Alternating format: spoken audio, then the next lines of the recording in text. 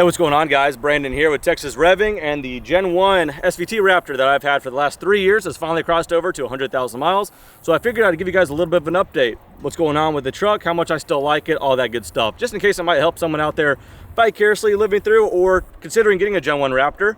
So, me personally, it's been a little over 3 years, just barely over 3 years. I bought it with 56,000 miles, so, you know, well over 40,000 miles was me. But nonetheless, combined, it's got 100,000 miles, so I figured I'd kind of walk you guys through the truck. So this one being a 2014, it was the last year of the Gen 1. You guys may already know that, but that being said, it was standard with the 6.2 liter V8, no engine option, 411 horsepower on premium fuel, 435 pound-feet of torque.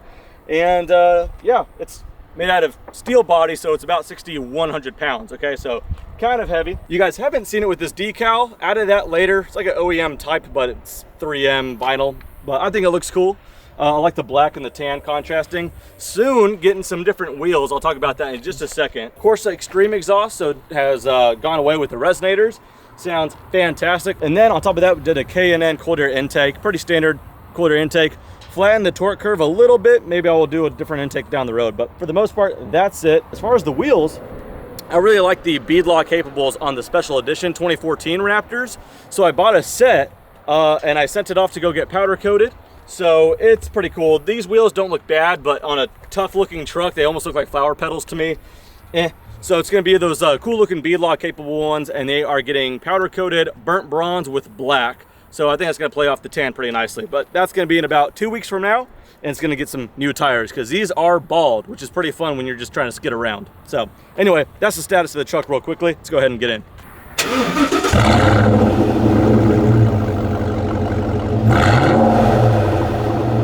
I climbed in the air-conditioned cabin so I could do the rest of the talking here. It's pretty warm outside. So I was revving the truck. You could hear the course exhaust sounds pretty good, but because it's pretty warm, it's not cracking and popping like it usually does, so I'm gonna have to play some old footage of that.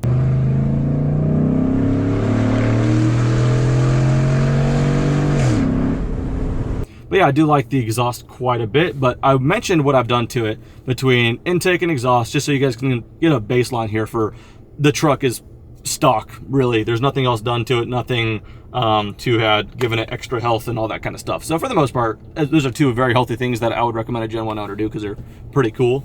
But yeah, no, this is a stock truck and I've made it to 100,000, 47.3 miles. And it is my favorite vehicle I've owned. Now, I love sports cars, obviously, but there's something about this truck that's just almost like so enjoyable and how approachable it is. You could just fling it sideways into corners just carelessly, and it's just very docile and just very easy to predict. And there's almost, like I said, there's level of carelessness with it that just makes the truck just so enjoyable. All the while, it could be a very great, practical, durable, over-engineered daily driver. So we're gonna kind of talk about that more so in the final thoughts. But in the meantime, I guess the short I could put of it is this. So you guys may not have known this. I talked about it in one video and I showed it 2 videos ago. I actually have had this one for 3 years, and for a few months now, I've actually got a second Gen 1 Raptor because it was just abnormally clean. It was a ruby red special edition with like 34,000 miles. Absolute cherry, totally mint, garage kept. So I got that just kind of for, I don't know, that's the date night truck, and I don't go on dates. I don't know what I'm doing. But anyway, really, really pretty truck, and this one's the workhorse. And the quickest summary I could say is that truck with now 35,000 miles and this one with over 100,000, they feel the same. So beyond that though, what can you expect as far as servicing and all that kind of stuff? Well, yeah, let's go ahead and get into the cons list. Like I said, it's a pretty short list, and by no means are these like big knocks on this truck that are like worth taking consideration to steer you away from the truck. Every vehicle's got its cons, and when I know this vehicle more than any other vehicle in the world, I got a little bit of a cons list, so let's go ahead and get over that real quickly. On the steering wheel, you have a few controls on the right panel. Let's just focus on that one because it's the only one I'm getting problems with. We have volume, and then, you know, skip, so you could skip around songs or stations. Below that's media, and then below that is your phone controls. The ones I use the most are the volume and the skip, you know, so I could jump around different radio stations. For whatever reason, and I know for sure I only press the volume knob, it's kind of gotten gunky, so it might just be able to get cleaned, I don't know, but it feels clean that if I press up on the volume, I might skip a radio station or skip a song, when I know for a fact I've only pressed the top one. Very minor thing, but I don't know, I might just get a some compressed air and see if that clears up whatever might be under there. The second thing, this is just from coming from vehicles that have this, so I got spoiled. It doesn't have a digital speedometer. That's okay. We could all read analog, so no big deal. But you have a digital screen, so they could have easily put a speedometer there. You've got your all kinds of off-road track apps, fuel economy, overall settings and info. I don't know why they didn't put a digital speedometer, because sometimes it's nice to kind of look down your peripheral and you see 65, 70 miles an hour. This is analog, totally fine, but I don't know, I guess it got spoiled. The other thing is it does have a front camera with the way this one's equipped, but you can't just look at it at any time. To access the front camera, there's a couple different ways to do it. First off, we go ahead and go through our menus here. We go through truck apps, go third one over is camera disabled. To enable it, we have to go into off-road mode, press a button, then pull out. If you're in rear-wheel drive, you have to lock the differential and then put it in drive and press enable. It's like freaking launching a missile. Okay, now we have our front camera. Another thing you do is instead of locking your rear diff in rear-wheel drive, you could put it in four-wheel drive and it'll do the same thing. So again, to refresh my memory, third one over, you have to have it in drive, off-road mode, lock diff, or four-wheel drive, then press enable, just to see the front view. I can understand that you don't want to see the front view anyway, unless you are crawling or using the lock diff or using four-wheel drive. But I believe in the Gen 2s or just any car for the most part with a front-facing camera, you just kind of look at it anytime because it's there. So interesting that you have to go through such a process. The other thing isn't Raptor specific. I think it was just this generation of F-150, from what I've heard anyway. In the glove box, or the center console, not the glove box, you have these two USB plugs. So obviously most people would plug it in to charge an iPhone or whatever phone you got, or some tablet, whatever you want to charge. I don't get any charge out of it for whatever reason. Again, this isn't Raptor specific. I just know of this generation of F-150. I don't know why. You go ahead, when the truck's running and everything, if you were to plug this in, put it in your phone, it doesn't really even maintain the charge. So if I'm like out somewhere randomly, I got like 5% battery, I'm using navigation, you would think at the very least you charge it and then you're maintaining the 5%, it'll still drain the battery. So that doesn't really do anything. But the fix around that, you get the block and you have a 12 volt, not just a 12 volt, you have like a wall type outlet by the back, and that charges it very, very fast. So anyway, you get yourself a block, charge it from the back outlet, and you are good. Segueing off from the cons I have, what has broke on the truck, if anything, with 3 years on it and a total 100,000 mile truck, what's broke? Well, the funny thing is, the first day out with this truck, I didn't really know right from wrong on the kind of off-road steering inputs. So I've mentioned this before, I did break my hydraulic steering pump because I was doing donuts at full lock. So I would just absolutely fully lock it and do donuts. And on the hydraulic steering rack, that's very, very abusive on it.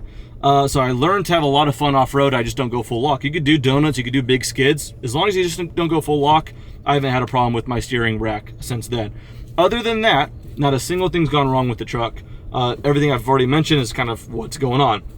So of course, if you focus on the importance as far as transmission, engine, the heavy hitting stuff, it's been 100%. I mean, just absolutely awesome. I heard at around 150,000 miles, that's when you do a slightly larger service on the transfer case and all that kind of stuff. So we'll see about that. I know I did a decently sized service with all the spark plugs having 2 per cylinder and all that kind of stuff. That was a decent expenditure at about 70,000 miles, I think it's what it was. So if you're looking at a truck around that mile, see if that's big service kind of been done already. But no, this thing's just been, it just keeps churning, man. And this is the one vehicle I own to where I'm like really excited to see how many miles I could put on it. When I saw 100,000 miles cross over, I was pretty excited, and it makes me want to see 200,000, 300,000, and just see how much of the original parts of the truck I could keep, trying to get this thing to over 500,000 miles. So this is going to be a truck for life, no doubt about it. And I'm not taking it easy on the miles. A lot of it's been highway, and then a lot of it's been abusive off-road stuff as well. The one thing I will say, the one thing I have not done, and I'm 99% sure the previous owner has not done, because it was a one owner, and it was like this older dude. The one thing is I haven't jumped the truck, and up until it gets modified, I don't plan to. With the stock suspension weighing 6,100 pounds, don't really get my kicks that way personally. I like sliding it around. Most of the time I like to just keep it in rear-wheel drive, traction off, and just, like I said, kind of slide corners around.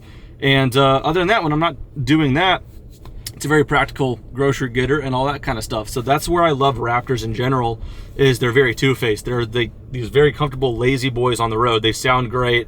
They're practical trucks, but off-road it's like a track day in a sports car for a lot cheaper than a track day would be. So that's kind of the quick summary on that. We'll just kind of hit the road here, and I'll kind of talk more points about it, kind of what I've learned and experienced with having this truck, but that's pretty much the main summary of it. The truck itself, everywhere, is just so over-engineered to where it was a weird learning curve getting into this truck, coming from sports cars that I cared so much about. And I care about this, but on a different way. The GT350, at the time I bought this, I was washing the GT350, perfectly detailing it once every 2 weeks, and just caring for it so meticulously.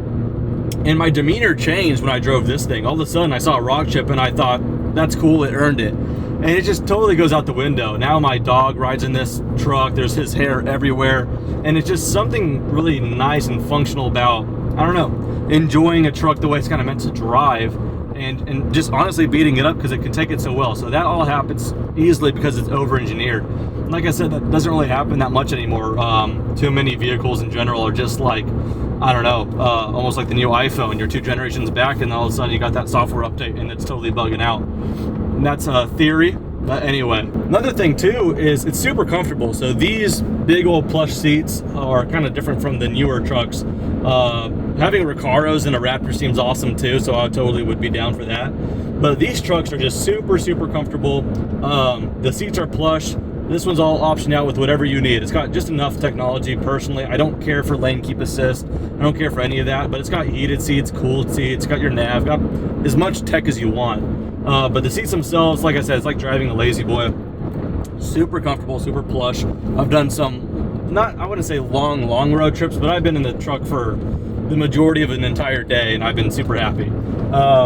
So yeah, very comfortable. It's very approachable. I kind of mentioned that earlier as far as just how tossable and flingable it is getting to a corner on or off road. Like I said, these tires are starting to go bald, which is actually kind of fun in its own right. Whenever it rains and the roads are pretty slick, traction off, the thing gets tossed into corners, and I would never do that and trust myself to do that with like the Shelby 350 or the 500.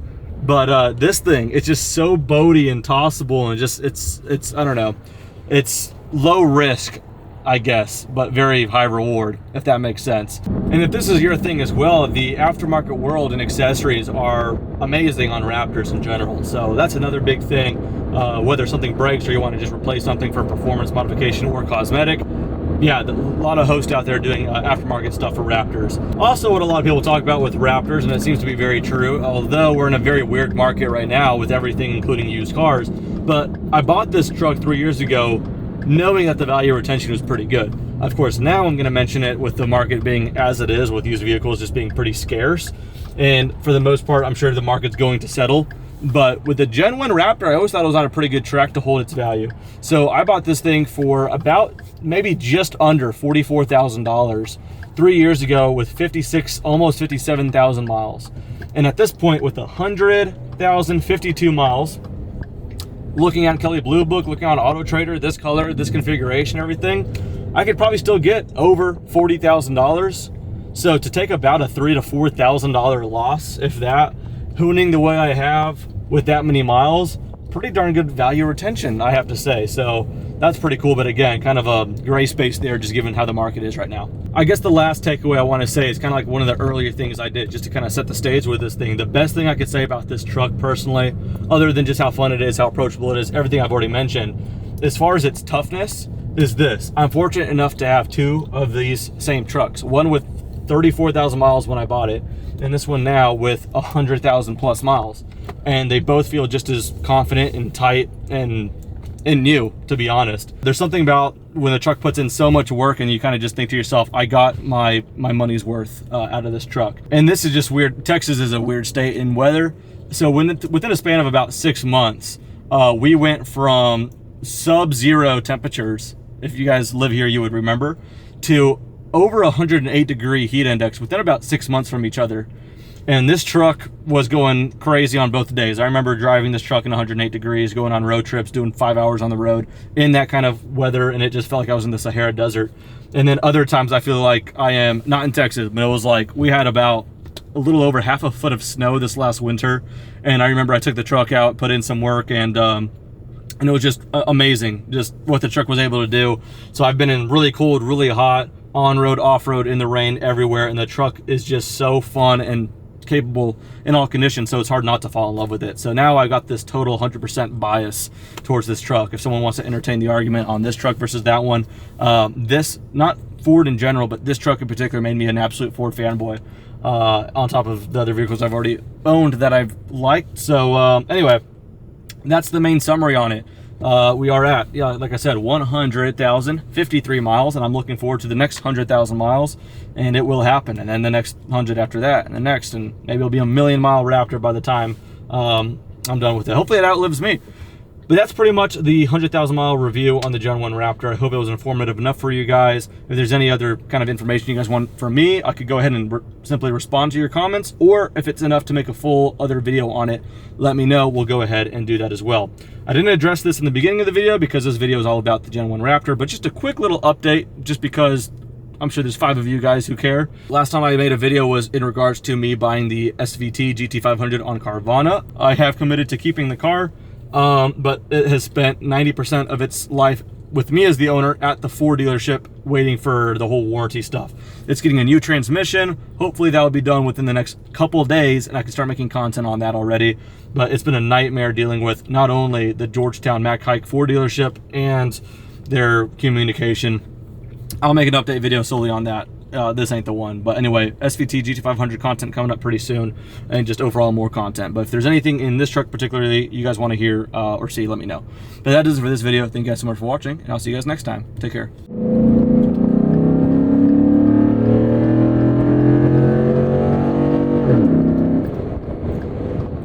Bye.